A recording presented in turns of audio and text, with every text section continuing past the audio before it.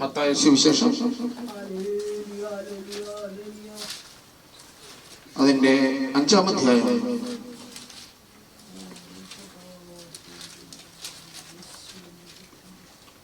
13 തൊട്ട്. നിങ്ങൾ ഭൂമിയുടെ ഉപ്പാകുന്നു. ഉപ്പ് കാരമില്ലാതെ പോയാൽ അതിന് എന്തുകൊണ്ട് രസം വരുത്താം? ഇവിടെ ആദ്യം കർത്താവ് പറയുന്നത് എല്ലാം കർത്താവിന്റെ ഉപമയാണ്. ഈ ഉപമ ആർക്ക് വേണ്ടിയാ പറയുന്നത്? നമുക്ക് വേണ്ടി, മനുഷ്യന് വേണ്ടിയാണ് പറയുന്നത്. മനുഷ്യൻ തന്റെ കരങ്ങളാൽ സൃഷ്ടിക്കപ്പെട്ട മനുഷ്യന് വേണ്ടിയാണ് യേശു ഉപമയെല്ലാം പറയുന്നത്. എന്തുകൊണ്ട് ഉപമ പറയുന്നു? ദൈവാത്മാവിന്റെ മർമ്മങ്ങളെ വെളിപ്പെടുത്തി തരുന്നവർക്ക് അത് വെളിപ്പെട്ട് കിട്ടും. ആമേൻ. എല്ലാവർക്കും മർമ്മങ്ങൾ വെളിപ്പെടണമെന്നില്ല. നിങ്ങൾ ഭൂമിയുടെ ഉപ്പാണെന്ന് പറയുമ്പോൾ ദൈവത്തിന്റെ ആത്മാവില്ലാത്തവൻ ഇതിനെക്കുറിച്ചൊന്നും മനസ്സിലാകത്തില്ല. അവർ പറയും, ചിരിക്കും, ഓ യേശു പറഞ്ഞല്ലോ നിങ്ങളെ ലോകത്തിന്റെ നിങ്ങളെ ഉപ്പാകുന്നു നമ്മളെ. എന്നാ ദൈവാത്മാവ് പറഞ്ഞ നിങ്ങൾ ഭൂമിയുടെ ഉപ്പാകുന്നു. എന്ത്? ഭൂമിയിലെ ഉപ്പെന്ന് വന്ന ഒരു രാസവസ്തു ഇല്ലെങ്കിൽ ഒരു ജീവജാലങ്ങൾക്കും ജീവിക്കാൻ പറ്റത്തില്ല. എല്ലാ സസ്യാദികൾക്കാണ്, മൃഗങ്ങൾക്കാട്ട് മനുഷ്യന് ഉപ്പിന്റെ ആവശ്യമുണ്ട്, സോഡിയം ആവശ്യമുണ്ട്. സോഡിയം കൂടിയാലും പ്രശ്നമാണ്, സോഡിയം കുറഞ്ഞാലും പ്രശ്നമാണ്. ഹല്ലേലൂയ. എന്നാൽ ഇവിടെ പറയും, നിങ്ങൾ ആരെ? ശിഷ്യന്മാരോട് ഉപദേശിക്കുമാണ്. ആമേൻ. യേശുവിന്റെ വചനം കേൾക്കാൻ വന്നവരോട് പറയുന്നു, നിങ്ങൾ ഭൂമിയുടെ ഉപ്പാകുന്നു. ഉപ്പിന് ഉപ്പിന്റെ രസം, ഉപ്പ് രുചിച്ചു നോക്കുമ്പോൾ ഉപ്പിന്റെ ആ രസമില്ലാതെ പോയാൽ പിന്നെ അതിനെ രസം വരുത്തുവാൻ ഒരു വസ്തു കൊണ്ട് സാധിക്കുന്നില്ല. ഉപ്പ് എന്ന് പറയുന്ന അതൊരു പേര, അതിന് ഒരു രസമുണ്ട്. അത് രാസവസ്തു പോലെയാണ്. അത് സോഡിയം എന്ന് പറയുന്നു. അതിന് കാരമില്ലാതെ, അതിന്റെ ആ രുചി, അതിന്റെ ഉപയോഗം ഇല്ലാത്തതായി പോയാൽ അതിനെ പിന്നെ എങ്ങനെ രസം വരുത്താൻ പറ്റും? അതെന്ത് ചെയ്യാൻ പറ്റും? കളയുവാനേ കൊള്ളുള്ളൂ എന്ന് പറഞ്ഞാൽ യേശു പറഞ്ഞ്, നിങ്ങൾ ഭൂമിയുടെ ഉപ്പാകുന്നു, അതിന് കാരമില്ലാതെ പോയാൽ നിത്യാഗ്നിയിലേക്ക് പോകും. ഉപയോഗമില്ലാത്തത് എല്ലാം കളയുവാൻ ദൈവം അവസാനം വെച്ചിരിക്കുന്ന ന്യായാസനത്തിൽ നിന്ന് ചെന്നിട്ട് അവിടുന്ന് 2 സ്ഥലത്തോട്ട് ഒന്ന് തീ നരകത്തിലേക്ക് അത് കളയുവാണ്, അല്ലെങ്കിൽ സ്വർഗത്തിലേക്ക്.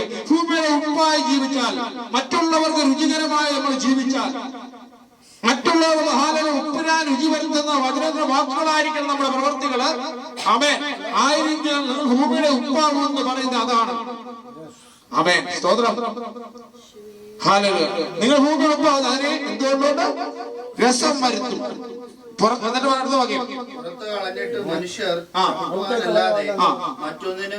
അത് പുറത്തു കളഞ്ഞാൽ മനുഷ്യർ ചവിട്ടാനേ കൊള്ളുള്ളത്.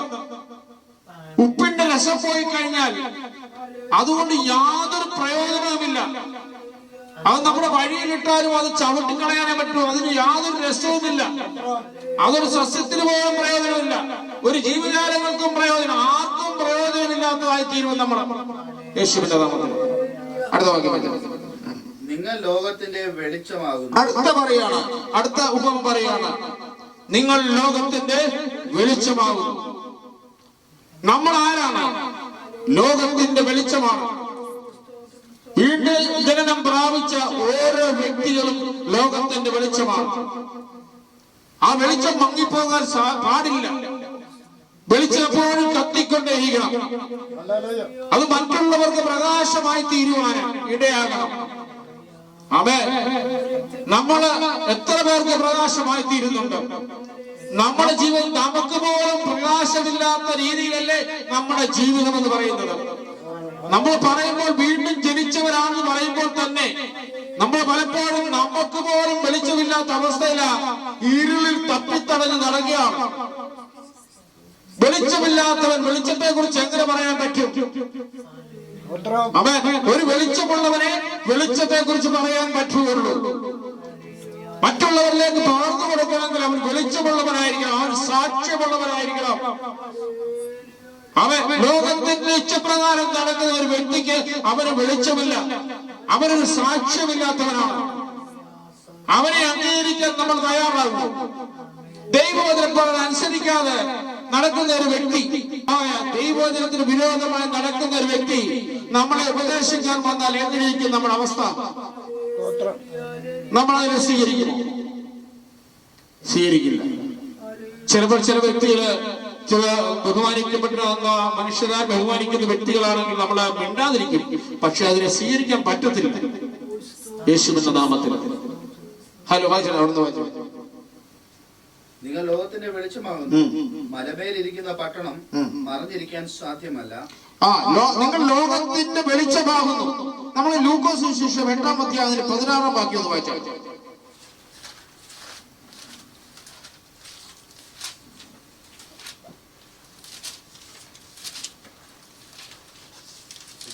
ലൂക്കോസ് സുവിശേഷം 8:16.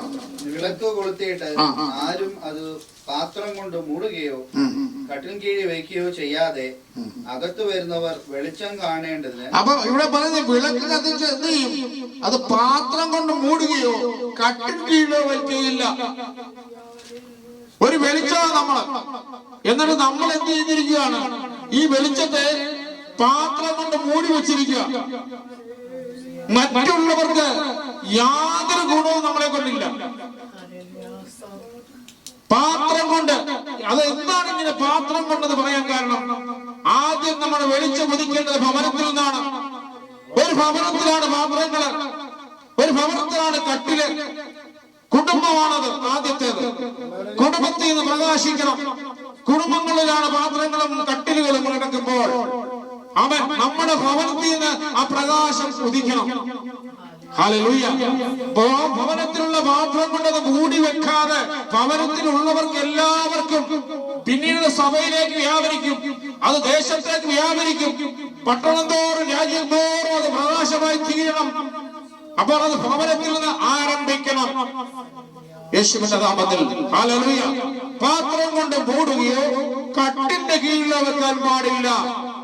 സ്വതന്ത്രം. പാത്രം കൊണ്ട് മൂടാൻ പറ്റുന്നില്ല. അങ്ങനെ മൂടി നീ വെക്കുന്നുണ്ടെങ്കിൽ നീ ദൈവത്തിന്റെ ആരാധന പ്രകാരം ജീവിക്കുന്ന വ്യക്തിയല്ല. നീ പ്രകാശിക്കുന്നത് നിന്റെ വീട്ടിൽ തന്നെ ആയിരിക്കണം. ആദ്യത്തെ പ്രകാശം നിന്റെ വീട്ടിൽ നീ മൂടപ്പെട്ടതാണെങ്കിൽ മറ്റുള്ളവർക്ക് നീ എങ്ങനെ പ്രകാശിക്കാമോ? കുരുടൻ കുരുടനെ വഴികാട്ടിയെ പോലെ ആകുന്നില്ലേ? കുരുടനെ വഴികാട്ടുന്നത് എങ്ങനെ? യേശുവിന്റെ നാമത്തിൽ. യേശു തിരുവചനമാണ് പറയുന്നത്. കുരുടനെ വഴികാട്ടിയായി പോകാറില്ല. നമുക്ക് വെളിച്ചമില്ലെങ്കിൽ നമ്മൾ മറ്റുള്ളവർക്ക് സുവിശേഷം പറയാൻ പറ്റും? നമുക്കൊരു സാക്ഷ്യമില്ലെങ്കിൽ മറ്റുള്ളവരോട് എങ്ങനെ സാക്ഷിയായി നിൽക്കാൻ പറ്റും? യേശുവിന്റെ നാമത്തിൽ. അപ്പൊ ഭവനത്തിലാണ് കട്ടിലും പാത്രങ്ങളും. നമ്മൾ വായിച്ച മത്തായി 16-ാം അധ്യായത്തിന്റെ അതിന്റെ 14-ാം വാക്യം ഒന്നുകൂടെ വായിച്ചാണ്. നിങ്ങൾ ലോകത്തിന്റെ വെളിച്ചമാകുന്നു. മലമേലിരിക്കുന്ന പട്ടണം മറഞ്ഞിരിപ്പാൻ പാടില്ല. മലമേലിരിക്കുന്ന ഒരു പട്ടണം, ആ പട്ടണത്തിൽ പലവിധമായ സൗകര്യങ്ങളുണ്ട്. പട്ടണത്തിന് പല മഹാത്മ്യങ്ങളുണ്ട്. പക്ഷെ ആ മലമേൽ ആ പട്ടണം ഇരിക്കുമ്പോൾ അത് മറഞ്ഞിരിക്കാൻ പറ്റത്തില്ല. അത് ചുറ്റുപാടുമുള്ളവർക്കെല്ലാം പ്രയോജനമാകുന്ന ഒരു പട്ടണമായത് മാറണം. മലമേലിരിക്കുന്ന എന്തിനാ മലമേൽ പട്ടണം പറഞ്ഞത്? എല്ലാവരും കാണണം. നമ്മളെ എല്ലാവരും കാണണം. അത് മറച്ചു വെക്കാനുള്ളതല്ല. നമ്മളെ തന്നെ മറച്ചു വെച്ചിട്ട് മറ്റുള്ളവരോട് വചനം ഘോഷിക്കുമ്പോൾ മനുഷ്യ നീ നിന്നെ തന്നെ ശുദ്ധീകരിക്കുക. യേശുവിന്റെ നാമത്തിൽ. മലമേലിരിക്കുന്ന പട്ടണം മറഞ്ഞിരിക്കാൻ പാടില്ല. അത് മറഞ്ഞിരിക്കരുത്. അത് അനേകർക്ക് വേണ്ടി പണിയപ്പെട്ട ഒരു പട്ടണമാണ്. പട്ടണം ഒരു വ്യക്തിക്ക് വേണ്ടി ഉള്ളതല്ല പട്ടണം എന്ന് പറയുന്നത്. അനേകം ഒന്നിച്ച് പാർക്കുവാനുള്ളതാണ് പട്ടണം. യേശുവിന്റെ വിളക്ക് കത്തിച്ച് പറയും കീഴിലല്ല കണ്ണിന്മേലത്രേ വെക്കുന്നത്. വിളക്ക് കത്തിച്ച് അടുത്ത പറഞ്ഞതാണ് സുവിശേഷം പറയാം. വിളക്ക് കത്തിച്ച് പറയും കീഴെ വെക്കരുത്. എവിടെയാണ് പറയിരിക്കുന്നത്? അളന്നു കൊടുക്കാൻ ഉപയോഗിക്കുന്നതാണ് പറ. നീ പറ നിന്റെ ഭവനത്തിലുണ്ടെങ്കിൽ, ഭവനത്തിലാണ് പറയുള്ളതെങ്കിൽ, പാത്രം ഭവനത്തിലാണ്, കട്ടില് ഭവനത്തിലാണ്, നിന്റെ പറയും ഭവനത്തിലാണ്. നിന്റെ ഭവനത്തെ പറ എന്തിനാണ്? അളന്ന് കൊടുക്കുവാനുള്ളതാ. നിന്റെ വിളക്ക് കത്തിക്കൊണ്ടിരിക്കുന്ന വിളക്കിനെ മൂടി വെക്കുവാനുള്ള നിന്റെ വീട്ടിൽ പറ വെച്ചിരിക്കുന്നത്. ആമേൻ. നീ പറ എന്തിനാണ്? പറയുടെ ഉപയോഗം അളന്നു കൊടുക്കണം. അളന്നു കൊടുക്കണം. എന്ത്? നിന്നിലെ പ്രകാശം അളന്നു കൊടുക്കണം. അത് മൂടി വെക്കുവാനുള്ളതല്ല, അളന്നു കൊടുക്കുവാനാണ്. നിന്നെ ലോകത്ത് നീ പ്രകാശിക്കണം. നീ ഭവനത്ത് പ്രകാശിക്കണം. ദേശത്ത് നീ പ്രകാശമായിരിക്കണം. സഭയ്ക്ക് നീ പ്രകാശമായി മാറണം. പറയുന്നതിനെ വെച്ചാൽ ഒന്ന്, ഓരോരുത്തർക്കും വെളിച്ചം കിട്ടുന്നില്ല. നമ്മൾ എല്ലാ സുവിശേഷം പറഞ്ഞാലും വെളിച്ചം എത്തത്തില്ല. ഹല്ലേലൂയ. പറയുകയെന്ന് വെച്ചാൽ രണ്ടാമത്തെ ദോഷം, നിന്റെ വിളക്ക് കെട്ടുപോകും. കാരണം എന്താണെന്നറിയാമോ? നിന്നിലെ ആത്മസാന്നിധ്യം നഷ്ടപ്പെട്ടു. ഒരു വിളക്കിനകത്ത് ഒരു പാത്രം കൊണ്ടോ പറ കൊണ്ടോ നീ മൂടി വെച്ചാൽ അതിന് ഓക്സിജൻ കിട്ടിയില്ലെങ്കിൽ, ആ വിളക്ക് കെട്ടുപോകും. അതിനകത്ത് എണ്ണയുണ്ട്, തിരിയുണ്ട്, വിളക്ക്, എല്ലാ കാര്യങ്ങളും ഉണ്ട്.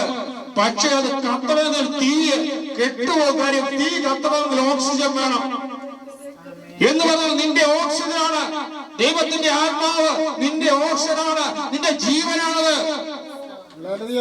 നിനക്ക് സമൃദ്ധിയായ ജീവൻ തരുന്ന അവൻ ആ ഓക്സിജൻ, ആ ജീവനെ നീ മൂടി വെക്കല്ല. നിന്റെ മറകൊണ്ട് നീ മൂടി വെക്കരുത്. യേശു ക്രിസ്തുവിന്റെ നാമത്തിൽ. അവൻ പറ കൊണ്ട് മൂടാനുള്ളതല്ല, പറ കൊണ്ട് അളന്നു കൊടുക്കാനുള്ളതാ. നിന്റെ വെളിച്ചത്തെ അളന്നു കൊടുക്കുക. നിന്റെ വെളിച്ചം ഇരുവിനകത്ത് പ്രകാശിക്കണം. ഹല്ലേലൂയ. സ്തോത്രം. നമുക്ക് 1-2 കൊരിന്ത്യർ 4-ാം അധ്യായം വായിക്കപ്പെട്ടതുണ്ട്.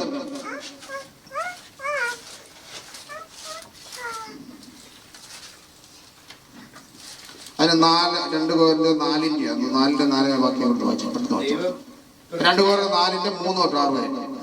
എന്നാൽ ഞങ്ങളുടെ സുവിശേഷം മറഞ്ഞിരിക്കുന്നുവെങ്കിൽ, എന്നാൽ ഈ കർത്താവിന്റെ സുവിശേഷം മറഞ്ഞിരിക്കുന്നുവെങ്കിൽ, നശിച്ചു പോകുന്നവർക്ക് മാത്രമാണ് മറഞ്ഞിരിക്കുന്നത്. നശിച്ച് പോകുന്നവർക്ക് മാത്രമാണ് അത് മറഞ്ഞിരിക്കുന്നത്. അപ്പൊ സുവിശേഷം എത്ര പ്രാവശ്യം കേട്ടാലും അത് നശിച്ചു പോകുന്നവർക്കാണ് മറഞ്ഞിരിക്കുന്നത്. അത് ഏറ്റെടുക്കുവാൻ മനസ്സില്ല നിനക്ക്.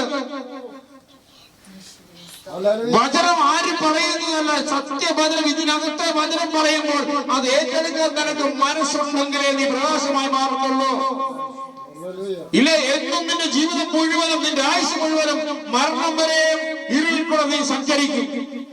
പക്ഷെ നീ വിചാരിക്കും ഞാൻ വെളിച്ചത്തിലാണ് സഞ്ചരിക്കുന്നത്. അല്ല, നീ ഇരുട്ടിൽ കൂടെയാണ് സഞ്ചരിക്കുന്നത്. ഹല്ലേലൂയ. ദൈവപ്രതിമയായ ക്രിസ്തുവിന്റെ തേജസ്സുള്ള സുവിശേഷത്തിന്റെ പ്രകാശനം ശോഭിക്കും. ദൈവത്തിന്റെ പ്രതിമയായ ഭൂമിയിലേക്ക് ഇറങ്ങി വന്ന ദൈവത്വത്തിൽ നിന്ന് ഹല്ലേലൂയ മനുഷ്യത്വത്തിലേക്ക് ഇറങ്ങി വന്നെങ്കിലും അവന്റെ സ്വഭാവത്തിന് ദൈവത്വത്തിൽ നിന്ന് അല്പം പോലും മാറ്റം വന്നില്ല. അവൻ ദൈവത്തിൽ തന്നെ വസിച്ചുകൊണ്ട് മനുഷ്യരൂപത്തിൽ വന്നെങ്കിലും അവൻ ദൈവത്തിന്റെ ആത്മാവിന്റെ നിറവിൽ തന്നെ, ദൈവിക സ്വഭാവത്തിൽ തന്നെ ഭൂമിയിൽ വസിച്ചുകൊണ്ട്. ആമേൻ. ഹല്ലേലൂയ. എന്തിനാണ് അങ്ങനെ ദൈവം ഈ ഭൂമിയിലേക്ക് ഇറങ്ങി വന്നത്? ആമേൻ. നമ്മൾക്ക് മാതൃകയായി കാണിച്ചു തരികയാണ്. നമ്മളും അങ്ങനെ ജീവിക്കണം. അവനെ പോലെ ജീവിക്കണം. ഗുരുവിനെ പോലെ ശിഷ്യൻ വളരണം. ആമേൻ. ഗുരുവിനെ മേലെയല്ല, ഗുരുവിനെ പോലെ വളരുവാനാണ് ദൈവം ആഗ്രഹിക്കുന്നത്. യേശുവിന്റെ നാമത്തിൽ. ഹല്ലേലൂയ. സുവിശേഷ വചനം തമാശയല്ല. ആമേൻ. നമ്മൾ പറയുന്ന വചനം ഓരോന്നും പറയുന്ന ഓരോ വചനവും അങ്ങ് ന്യായാസനത്തിന് മുമ്പിൽ കണക്ക് ബോധിപ്പിക്കണം. ഹല്ലേലൂയ. പറയുന്നവനും കേൾക്കുന്നവനും അത് കേട്ടിട്ടില്ലെന്ന് പറയുന്നതുകൊണ്ടും കാര്യമില്ല. ഞാൻ പറഞ്ഞതാണ്, പക്ഷെ ഞാൻ പ്രവർത്തിച്ചിട്ടില്ലെന്ന് പറഞ്ഞതുകൊണ്ടും കാര്യമില്ല. യേശുവിന്റെ നാമത്തിൽ. ഹല്ലേലൂയ. ആമേൻ. ഹല്ലേലൂയ. യേശുവിന്റെ നാമത്തില്. ഞായറാഴ്ച രാവിലെ ആയാലും ഞാനിവിടെ രാവിലെ ഇറങ്ങി വന്ന് ബാക്കിയൊക്കെ ചെയ്ത് എല്ലാം ചെയ്ത് എന്തിനാണെന്നറിയാമോ? എന്റെ ദൈവം എന്നെ ഏൽപ്പിച്ചാണ്. എല്ലാം പറക്കിയിട്ട് മൈക്ക് ഓൺ ചെയ്ത് എല്ലാം രാവിലെ വന്ന് ആമേൻ ഇതെല്ലാം മൈക്കൊക്കെ ചെയ്ത് എന്തിനാ? നമ്മുടെ ആരാധന ദൈവത്തോട് ഒരു എരിവുള്ളവരായിരിക്കണം. ആമേൻ. ഹല്ലേലൂയ. ഞാൻ എല്ലാം ചെയ്ത് ഞാൻ രാജാവായി വന്ന് ഇവിടുന്ന് പ്രസംഗിക്കാനുള്ള ആരാ ഞാൻ ചെയ്തിട്ട് വേണം. പ്രവൃത്തി. ഹല്ലേലൂയ, സ്തോത്രം യേശുവിന്റെ നാമത്തിൽ. ആമേൻ. തലേദിവസം തൊട്ട് എനിക്ക് ആദ്യമാണ് പിറ്റേ ദിവസം രാവിലെ ആരാധനയ്ക്കുള്ള ഒരു ഹല്ലേലൂയ. എന്താണ്? ആ ദൈവത്തിന്റെ സാന്നിധ്യത്തിനും ദൈവത്തിന്റെ അടുത്ത് വരാനുള്ള ഒരാകാംക്ഷ. നമ്മൾ വേറൊരു കാര്യത്തിലാകെ പോകാറില്ലേ? നമ്മൾ രോഗിയായ കണ്ണിലെ കിടക്കത്തില്ലേ? രോഗിയെ ആശുപത്രി പോയി കിടക്കില്ലേ? ഒരു കല്യാണമുണ്ട് ഓടിപ്പോകില്ലേ? മറ്റു കാര്യങ്ങൾക്കെല്ലാം നമ്മൾ ഓടും. പക്ഷെ ദൈവാലയത്തിൽ വരുവാനാണ് ഏറ്റവും മനുഷ്യന് താമസം. ഇവിടെ നല്ല എല്ലായിടത്തും താമസം എന്താ? ദേവാലയത്തിൽ. പക്ഷെ ഹന്നയെ കുറിച്ച് പ്രസംഗിച്ചപ്പോ കേട്ടില്ലേ? ഹന്ന എവിടെയായിരുന്നു? ദേവാലയത്തിലായിരുന്നു. ആമേൻ. അന്ന വെറുക്കല്ലായിരുന്നു. അന്ന ദൈവത്തോട് പ്രാർത്ഥിച്ചോളൂ. ആലയം വിട്ടില്ല അവള്. ഹല്ലേലൂയ. അവൾ ആവശ്യക്കാരിയായോണ്ട് ആലയം വിടാതിരുന്നത്. പക്ഷെ ഇന്ന് ആലയം വിട്ടു പോകുന്നതിന്റെ അർത്ഥം എന്തറിയാ? നിനക്ക് ആഹാരത്തിന് ആഹാരം, വസ്ത്രത്തിന് വസ്ത്രം, കിടപ്പാടമുണ്ട്, നിനക്ക് എല്ലാം തന്നു, വാഹനം തന്നു, എല്ലാം തന്നു. ഇന്ന് നിനക്ക് ദൈവത്തെ രണ്ടാം സ്ഥാനത്തേക്ക് മാറ്റിവെച്ചു. യേശുവിന്റെ നാമത്തിൽ തന്ന നന്മയ്ക്കൊത്ര ദൈവത്തെ സ്തുതിക്കണം. ദാവീദിനൊരു കുറവ് വന്നെന്നുള്ളത് സത്യമാണ്. എന്നാൽ ദാവീദ് കാട്ടിൽ കിടന്ന ഇടയനായി കിടന്നവൻ, ആടിന്റെ കൂടെ കിടന്നവനായവനെ രാജകൊട്ടാരത്തിൽ വന്നപ്പോഴും അവൻ ദൈവസന്നിധി വിട്ടില്ല. അവന്റെ അഭിഷേകം കൊണ്ട് അവൻ ദൈവത്തെ നൃത്തം ചെയ്ത് ആരാധിച്ചു. പഞ്ഞി വസ്ത്രം ധരിച്ച് ഉടുത്തുകൊണ്ട് അവൻ തെരുവിൽ കൂടെ വീക്കള് വാതിൽ കൂടെ കളിയാക്കിയപ്പോഴും അവൻ ദൈവത്തെ ആ കളിയാക്കലിൽ മറുതലിക്കാതെ അവൻ ദൈവത്തെ ആരാധിച്ചു. ഹല്ലേലൂയ. അവനറിയാം അവനെ രാജകൊട്ടാരത്തിൽ എത്തിച്ചതും ഈ ദൈവം തന്നെയാണ്. ഈ കൊട്ടാരത്തിൽ നീക്കുവാനും സാധിക്കുന്ന ഒരു ദൈവമാണ്. അതാണ് അഭിഷേകമുള്ളവന്റെ ഗുണം. അഭിഷേകമുള്ളവൻ ദൈവത്തിന് ഒന്നാം സ്ഥാനം, ആരാധനയ്ക്ക് ഒന്നാം സ്ഥാനം കൊടുക്കും. അവന്റെ ജീവിതത്തിൽ അങ്ങനെ ആയിരിക്കണം. Hallelujah, glory. അപ്പൊ ദൈവപ്രതിമയായ ക്രിസ്തുവിന്റെ തേജസ്സുള്ള സുവിശേഷത്തിന്റെ പ്രകാശനം ശോഭിക്കാതിരിക്കാൻ ഈ ലോകത്തിന്റെ ദൈവം അവിശ്വാസികളുടെ മനസ്സ് കുരുടാക്കി. ഈ ലോകത്തിന്റെ ദൈവം അപ്പൊ ക്രിസ്തുവിന്റെ സുവിശേഷം, ഏത് സുവിശേഷം? തേജസ്സുള്ള സുവിശേഷം. ക്രിസ്തു എന്ന് പറയുന്നത് തേജസ്സാണ്. അവൻ മരിച്ചുയർത്ത് തേജസ്കരിക്കപ്പെട്ട് പോയവനാണ്. അവൻ എന്ന് പറയുന്നത് വചനമാകുന്നു. പിതാവിന്റെ വായിൽ നിന്ന് പുറപ്പെട്ട വചനമാണ് യേശു. അത് മനുഷ്യരൂപമായി നമ്മുടെ ഇടയിൽ പാർത്തു എന്ന് മാത്രമേ ഉള്ളൂ. അത് തേജസ്സുള്ള വചനമാകുന്നു. ആമേൻ. ദൈവത്തിന്റെ വചനമെന്ന് പറഞ്ഞാൽ നിസ്സാരമല്ല, അത് തേജസ്സുള്ളതാണ്. യോഹന്നാൻ സുവിശേഷം 1:4 പറയുന്നു, അത് മനുഷ്യന്റെ വെളിച്ചമാകുന്നു. ദൈവവചനം എന്ന് പറയുന്നത് മനുഷ്യന്റെ വെളിച്ചമാകുന്നു, മനുഷ്യന്റെ ജീവനാകുന്നു. വചനം അനുസരിക്കുന്നവനും കേട്ടനുസരിച്ച് ജീവിക്കുന്നവനും അവനിൽ ജീവൻ ഉണ്ട്. അത് സമൃദ്ധിയായ ജീവനുണ്ട്. സമൃദ്ധി തരുന്ന ജീവനാണ്, ലോകത്തിന്റെ സമൃദ്ധി അല്ലത്. അവൻ നിന്റെ നിത്യതയിലേക്കുള്ള സമൃദ്ധിയാണ്. അവിടെ പന്തി ഒരുക്കുമ്പോൾ ദൈവത്തിന്റെ അടുത്ത പന്തി നിനക്കുള്ളതാണ്. യേശുവിന്റെ നാമത്തിൽ ഹല്ലേലൂയ. ന്യായാസനത്തിന് മുന്നിൽ ചെല്ലുമ്പോൾ ദൈവവചനപ്രകാരം ജീവിക്കുന്ന ഒരു വ്യക്തിക്ക് ന്യായാസനത്തിന് മുന്നിൽ അവന് വിധിയില്ല. കാരണം അവൻ വിധിക്കപ്പെടാൻ പോകുന്നില്ല. കാരണം അവൻ വചനത്തിലാ ജീവിച്ച, ക്രിസ്തുവിൽ ജീവിച്ച ഒരു വ്യക്തിക്ക് ന്യായാസനത്തിന് മുന്നിൽ ചെല്ലുവാൻ ഭയമില്ല. ഒരു മനുഷ്യന് മരണഭയം എന്തുകൊണ്ടുണ്ടാകുന്നു? ദൈവസ്നേഹം അവനിൽ കുറയുന്നതുകൊണ്ടാണ് മരണഭയം ഉണ്ടാകുന്നത്. പല ദേവദാസന്മാരും മരണമാലയിൽ അടുത്ത് വന്ന് പലരെ കുറിച്ച് എനിക്കറിയാം.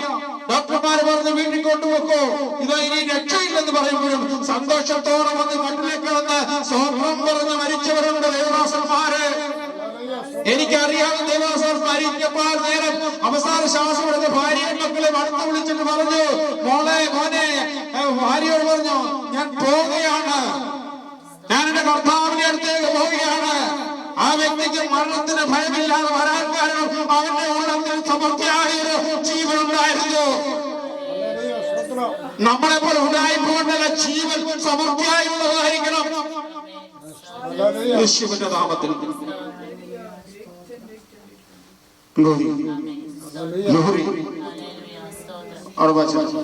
ക്രിസ്തുവിന്റെ തേജസ്സുള്ള സുവിശേഷത്തിന്റെ പ്രകാശനം ശോഭിക്കാതിരിപ്പാൻ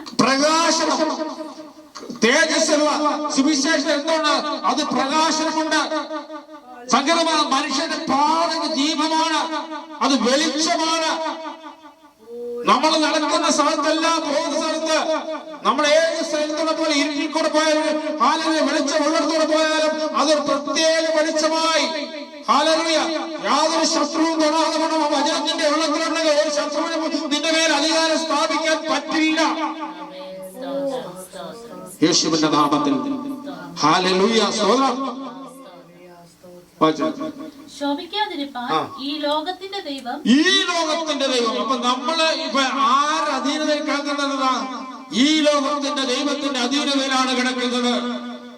ഈ ലോകത്തിന് അധീനതയാണ് ഈ ലോകമെങ്കിലും ഈ ഭൂമിയെങ്കിലും ക്രിസ്തുവിന്റെ വചനമുള്ള ഒരു വ്യക്തിയെ ഈ ലോകത്തിന് മുഴുവൻ തൊടുവാൻ സാധിക്കുന്ന കാര്യം വചനത്തിന്റെ ഉള്ളത്തിൽ ഹാലലൂയ 100 പേരെ വിളഞ്ഞു കിടക്കുമ്പോൾ പോലെ ഒരു ശത്രുവും നിന്റെ നന്മയെ കൊയ്തുകൊണ്ട് പോകുകയില്ല.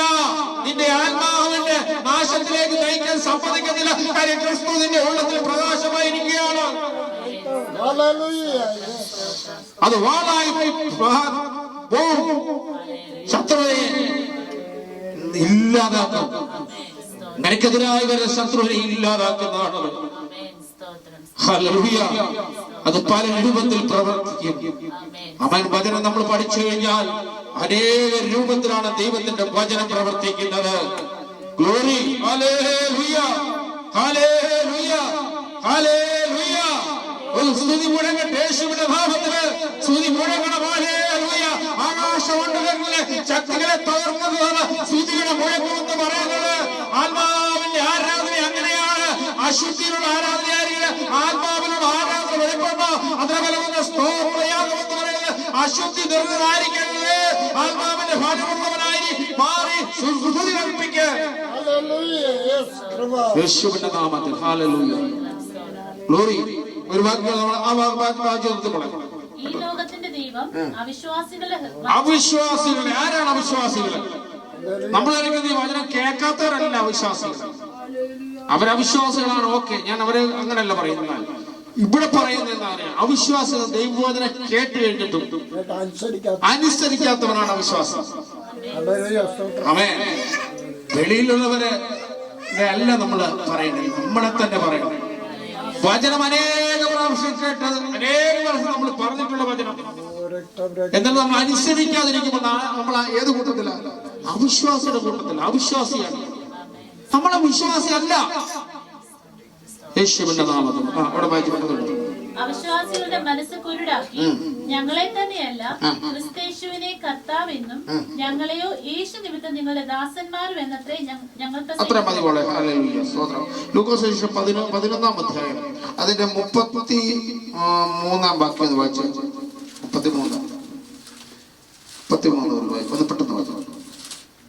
വിളക്ക് കൊളുത്തിയിട്ട് ആരും നിലവറയിലോ പറയും കീഴിലോ വെക്കാം. ഇവിടെ പിന്നെ പറയുന്നത് എന്താ?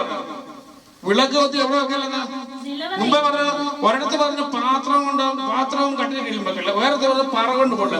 ഇവിടെ പറയുന്നത് നിലവറ എവിടെയാ ഉള്ളത്? നമ്മുടെയൊക്കെ നിലവറ വീട്ടിലല്ലേ?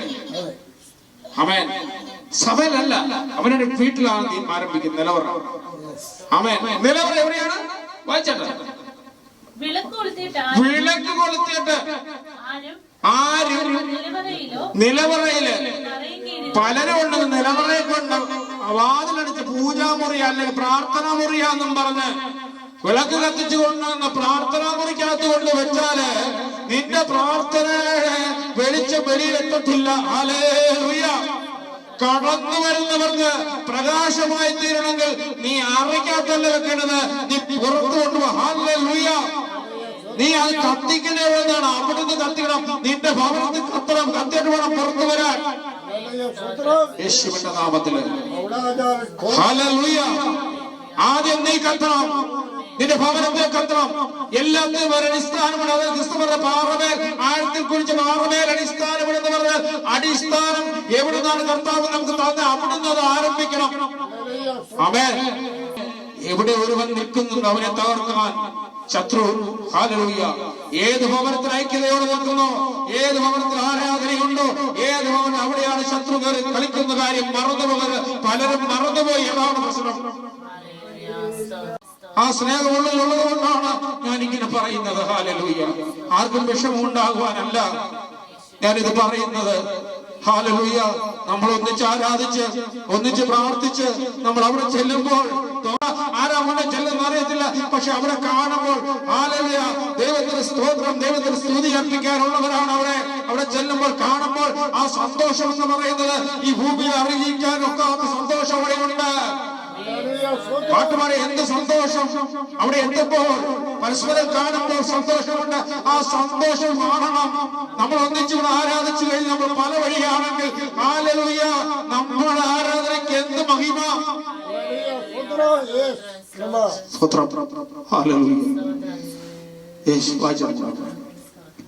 വിളക്ക് കൊളുത്തിയിട്ട് ആരും നിലവറയിലോ പറയും കീഴിലോ വെക്കാതെ അകത്ത് വരുന്നവർ വെളിച്ചം കാണും. അപ്പൊ അകത്ത് വരുന്നവർ നമ്മുടെ വീട്ടിൽ പ്രകാശം അത് അടയ്ക്കാത്ത കൊണ്ട് വെക്കരുത്.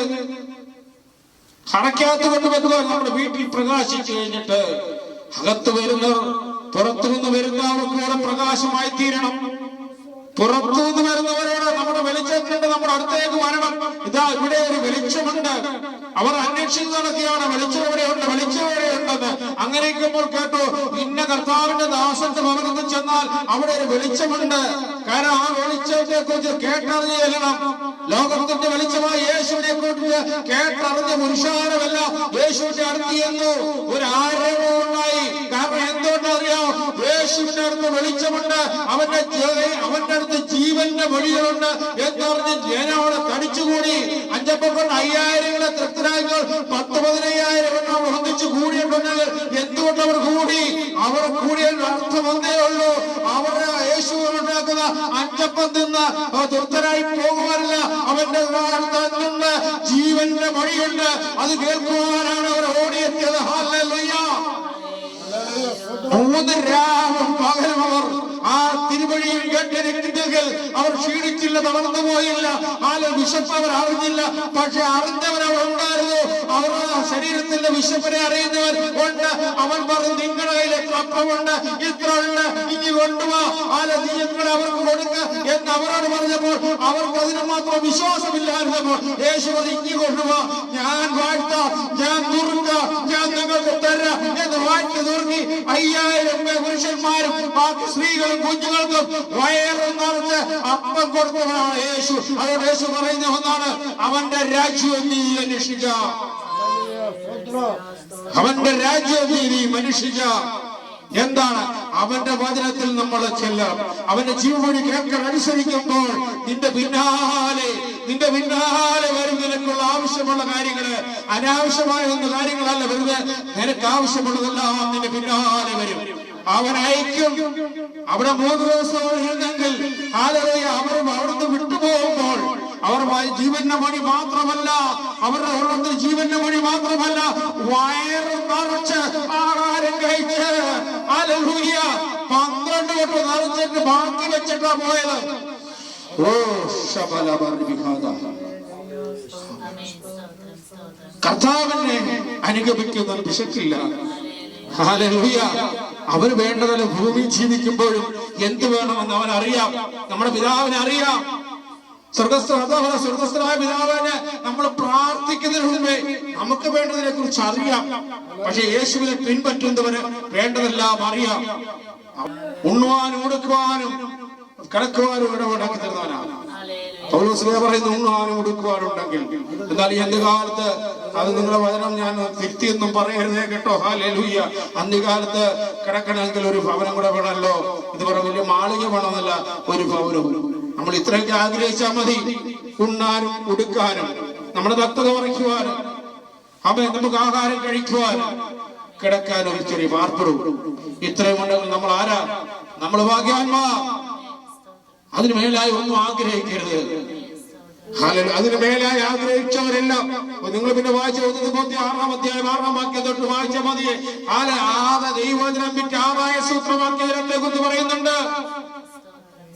അത് കാക്ഷിച്ച് അനേകർ ദൈവസന്നിധി വിട്ടുപോകാനിടയായിട്ടുണ്ട്.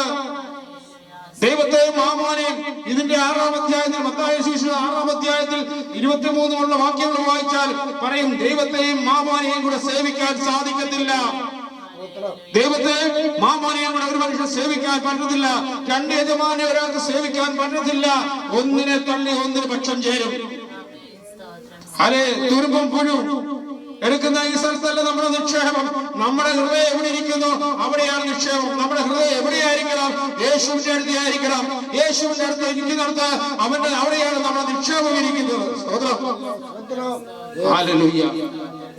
യേശുവിന്റെ നാമത്തിൽ ഇതേക്കുറിച്ച് കൂടുതലൊന്നും പറയാൻ സമയം പോകുന്നില്ല, കളയുന്നില്ല. ആമേൻ. ഹല്ലേലൂയ. നമ്മളെ ഫിലിപ്പിയ ലേഖനം 1-ാം അധ്യായം അതിന് 1 പെട്ടെന്ന് വായിച്ചു. ഫിലിപ്പിയ ലേഖനം പെട്ടെന്ന് 2-ാം അധ്യായം 14-ാം വാക്യം പെട്ടെന്ന് വായിച്ചു.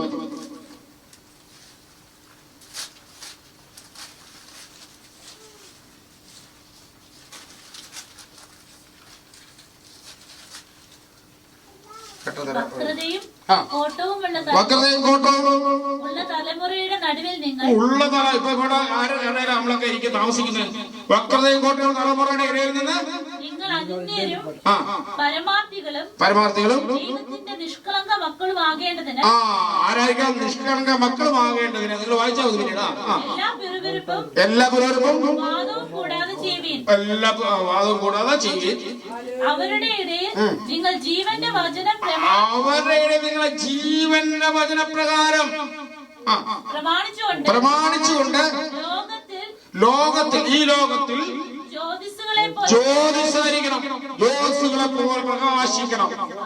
ഹല്ലേലൂയ. നമുക്കെല്ലാം അറിയാം ഇത്. നമ്മളെല്ലാം പ്രസംഗിക്കുന്ന ജ്യോതിസിനെ പോലെ പ്രകാശിക്കാനാ ബുദ്ധിമുട്ട് നമുക്ക്. ഹല്ലേലൂയ. സ്തോത്രം. ജ്യോതിസിനെ പോലെ പ്രകാശിക്കണം. ഒരു വാക്കുകൂടെ യോഹന്നാൻ 12:31 വായിച്ചു. പെട്ടെന്ന് വായിച്ചോട്ടെ. യോഹന്നാൻ 12:31 പെട്ടെന്ന് വായിച്ചു. ഇപ്പോൾ ഈ ലോകത്തിന്റെ ന്യായവിധിയാകുന്നു. ഇപ്പോൾ ഈ ലോകത്തിന്റെ പ്രഭുവിനെ പുറത്ത് തള്ളിക്കളയും. ഞാനോ ഭൂമിയിൽ നിന്ന് ഉയർത്തപ്പെട്ടാൽ എല്ലാവരെയും എങ്കിലേക്ക് ആകർഷിക്കുക. അപ്പൊ ഭൂമിയിൽ നിന്ന് കർത്താവ് പോയ എല്ലാവരെയും എങ്കിലേക്ക്. ഇപ്പൊ നമ്മൾ ഏത് ആകർഷണ വലയത്തില? നമ്മളൊക്കെ ആകർഷണ വലയത്തില? യേശുവിന്റെ എല്ലാരും. ഇത് താൻ മരിപ്പാനുള്ള മരണവിധം സൂചിപ്പിച്ചു പറഞ്ഞത്രേ. പുരുഷാര അവനോട്, ക്രിസ്തു എന്നേക്കും ഇരിക്കുമെന്ന് ഞങ്ങൾ ന്യായപ്രമാണത്തിൽ വായിച്ചിട്ടിരിക്കുന്നു. പിന്നെ മനുഷ്യപുത്രനെ ഉയർത്തപ്പെടേണ്ടതിന് നീ പറയുന്നത് എങ്ങനെ?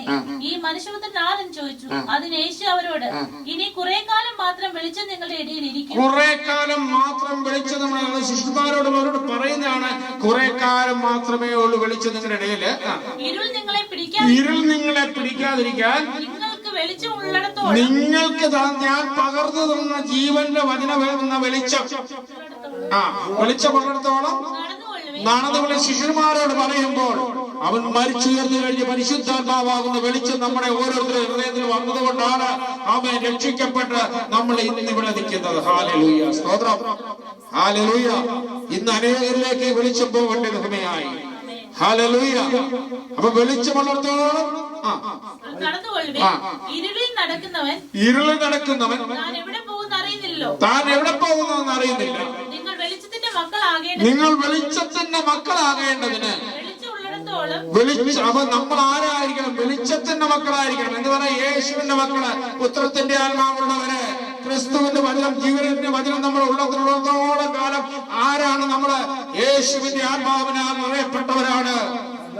അവൻ നമ്മളിലെ നിസ്സാര ആത്മാവല്ല, ദൈവത്തിന്റെ മനുഷ്യാത്മാവിനോട് ചേർന്ന് നിൽക്കുന്ന ദൈവത്തിന്റെ ക്രിസ്തുവിന്റെ ആത്മാവ്, പരിശുദ്ധാത്മാവ് നമ്മുടെ കൂടെയുണ്ട്. വെളിച്ചത്തിൽ വിശ്വസിപ്പീൻ എന്ന് പറഞ്ഞു. വെളിച്ചമുള്ളിടത്തോളം വെളിച്ചത്തിൽ വിശ്വസിപ്പീൻ. നമ്മൾ മുമ്പേ വായിച്ച ഒരു വാക്യം കൂടെ വായിക്കാം. ഒന്ന് വായിച്ചല്ലോ. ലൂക്കോസ് സുവിശേഷം 11-ാം അധ്യായത്തിന്റെ 27-ാം വാക്യം കൊടുത്ത് വായിച്ചു വിട്ടേ. ഇത് പറയുമ്പോൾ ഉച്ചത്തിൽ അവനോട് ഇത് പറയുന്ന വേണ്ട കാര്യങ്ങൾ വായിച്ചാൽ മതി. നമ്മളെ ലൂക്കോസ് സുവിശേഷം 11:27 വായിക്കുന്നത്. അതിന്റെ 26 വായിച്ചാൽ മതി. അവിടെ യേശുവിനോട് പറയുകയാണ്. യേശുവിന്റെ പ്രവൃത്തികളും അവന്റെ ജീവിത രീതികളും ഒക്കെ കണ്ട അത്ഭുതങ്ങളും അടയാളങ്ങളും തിരുവചനമൊക്കെ എല്ലാരോടും ജീവന്റെ മൊഴികളൊക്കെ അവർ ഘോഷിക്കും പോച്ചു കഴിഞ്ഞപ്പോൾ ഹല്ലേലൂയ, ഒരു സ്ത്രീ അതിനകത്ത് എഴുന്നേറ്റു. ആമേൻ. അവള് പറയുന്ന ഒരു വാക്കാണത്. വായിച്ചാൽ ഉച്ചത്തിൽ യേശുവിനോട് പറയുകയാണ്, ഉദരവും നിന്നെ ചുമന്ന ഉദരവും എന്ന് പറഞ്ഞാൽ അവനെ ചുമന്ന ഉദരവ് വിശുദ്ധ മറിയത്തിന്റെ ഉദരവാണ്. നീ കുടിച്ച മുലയും നീ കുടിച്ച പോലെയും ഭാഗ്യമുള്ളതെന്ന് പറയുകയാണ്. അതിനവൻ അതാണ് അവിടെ.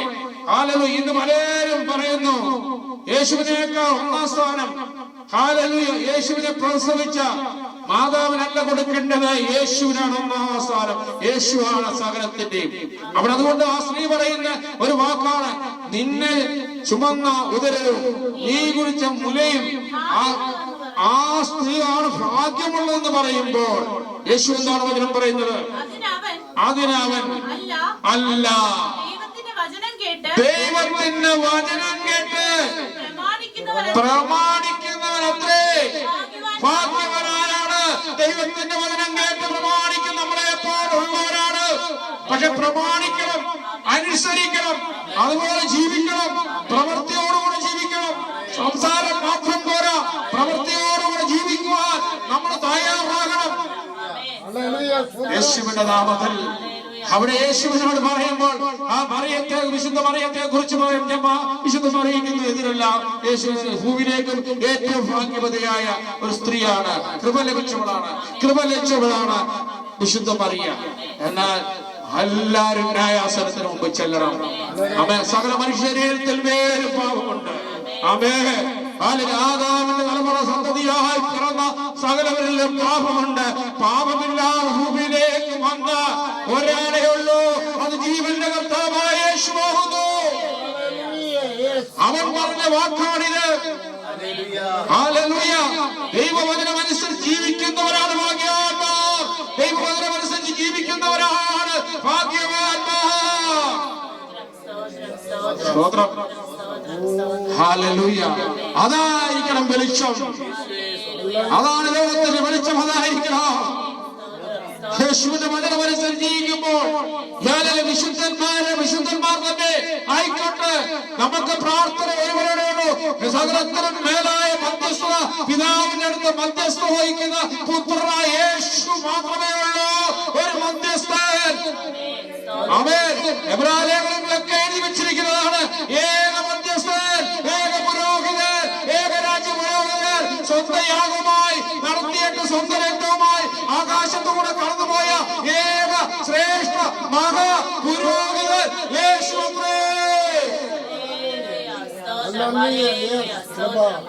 അതിനു മേലായി വരുന്നതൊന്നും ദൈവത്തിൽ നിന്നുള്ളതല്ല. അതിനു മേലായി വരുന്നതൊന്നും ദൈവത്തിൽ നിന്നുള്ളതല്ല. 40 ദിവസം യേശു ഉപവസിച്ചെങ്കിൽ 41 ദിവസം ഉപവസിക്കാൻ നമുക്ക് അധികാരമില്ല. 40 ദിവസം മോശ ഉപവസിച്ചു. മോശയെക്കാളും യേശുവിനേക്കാളും വലിയവരല്ല നമ്മള്. നമ്മളൊക്കെ വലിയ വലിയ ആൾക്കാരായി മാറുകയാണ്. അരുത്, ഗുരുവിനോളം മതി. അതിനകത്ത് പ്രാരമായിരിക്കണം, ഗുരുവിനോളം മതി. അപ്പോൾ ഗുരു എത്ര മാസം ഉപവസിച്ചോ അത്രേ മാസമേ ഉള്ളൂ നൊയമ്പല്ല ഉപവാസം. നിങ്ങൾ നൊയമ്പെന്ന് വിളിച്ചാലും ഉപവാസം എന്ന് വിളിച്ചാലും 40 ദിവസമേ ആകാവൂ. അതിനപ്പുറത്ത് പോകുന്നത് ക്രിസ്തുവിലുള്ളതല്ല, ദൈവത്തിലുള്ളതല്ല. 50 നൊയമ്പൊന്നും ദൈവത്തിലുള്ളതല്ല, ക്രിസ്തുവിലുള്ളത് 40 വരെയുള്ളൂ. മോശനായ പ്രമാണപ്രകാരം 40 പറഞ്ഞിട്ടുള്ളൂ. അതിനു മേളിൽ ഹല്ലേലൂയ പ്രവാചകന്മാരോ ഒറ്റ ശിഷ്യന്മാരോ അതിൽ കൂടുതൽ നൊയമ്പ് ഉപവാസം എടുത്തിട്ടില്ല. ഹല്ലേലൂയ. ഇതാണ് വചനം. ആമേൻ. നമ്മൾ അധികമായി പോകരുത്, അധികപ്രസംഗിയായി തീരുന്നു. അതുകൊണ്ട് നമ്മള് ദൈവങ്ങളെ നമ്മൾ ഓരോരുത്തരും ആമേൻ ദൈവവചന പ്രകാരം നമ്മൾ എവിടെയൊക്കെയാണ് പറയേണ്ടത് ഇന്ന് കേട്ട് പറയും കീഴിൽ വെക്കരുത്. നമ്മൾ വെളിച്ചമാണെങ്കിൽ പറയും കീഴിൽ വെക്കരുത്. വെളിച്ചമാണോ കട്ടിൽ കീഴിൽ വെക്കരുത്. വെളിച്ചമാണോ പാത്രത്തിന് കീഴിൽ വെക്കരുത്. വെളിച്ചമാണോ അറയിൽ കൊണ്ട് വെക്കരുത്. നമ്മുടെ വീട്ടിൽ നിന്ന് പ്രകാശം ഉദിക്കണം. ആ പ്രകാശം നമ്മളെ വീട്ടിലൊരു പ്രകാശം കത്തിയാൽ അത് ഭാര്യയിൽ കത്തും. എന്നിലൊരു പ്രകാശമുണ്ട്, എന്റെ ഭാര്യയിൽ കത്തും, എന്റെ മക്കളിൽ കത്തും, അത് എന്റെ മരുമക്കളിൽ കത്തും, എനിക്ക് വരുന്ന തലമുറയിൽ കത്തും. അത് പിന്നെ അങ്ങോട്ട് വെളിച്ചം അത് പുറത്തോട്ടാ വിളിച്ചു പറഞ്ഞിട്ട് അത് 4 സൈഡ് പകർന്നു വരും. ആമേൻ. സൂര്യൻ പ്രകാശം തരുന്നത് ഒരു വ്യക്തിക്ക് വേണ്ടിയല്ല, ദൈവം സൂര്യനെ സൃഷ്ടിച്ചത് ഒരു വ്യക്തിക്ക് വേണ്ടിയല്ല പ്രകാശം സൃഷ്ടിച്ചതെങ്കിൽ കർത്താവായ യേശു ഭൂമിയിലേക്ക് ഇറങ്ങി വന്നത് ഒരാളിൽ പ്രകാശം പടർത്തിയിട്ടുണ്ടെങ്കിൽ ആ പ്രകാശം ലോകത്തിന്റെ വെളിച്ചമായി മാറണം. ലോകത്തെ ജ്യോതിസായി നമ്മൾ മാറണം. ജീവന്റെ വചനം പ്രമാണിച്ച് ജീവിക്കണം. ഹല്ലേലൂയ. അതിൽ ആരും പിന്മാറിപ്പോകരുത്. നമ്മൾ പരസ്പരം പ്രാർത്ഥനയിൽ ഓർക്കുക. ബലഹീനരെ ഇന്ന് താങ്ങണം എന്ന് പറഞ്ഞ വചനം കേട്ടല്ലോ. ആമേൻ. ബലഹീന മനസ്സുകളെ താങ്ങി അവരെ ഉയർത്തുക, അവരെ ഹല്ലേലൂയ മുന്നോട്ട് കൊണ്ടുവന്ന് അവർ വിശുദ്ധ ജനമായി മാറുവാൻ കുറവുകള് ഹല്ലേലൂയ അവർ പരിഹരിക്കപ്പെടണം. ഹല്ലേലൂയ. അതിനായി നമുക്ക് പ്രാർത്ഥിക്കാം. ഈ വചനങ്ങളാൽ ദൈവം എല്ലാവരെയും അനുഗ്രഹിക്കും.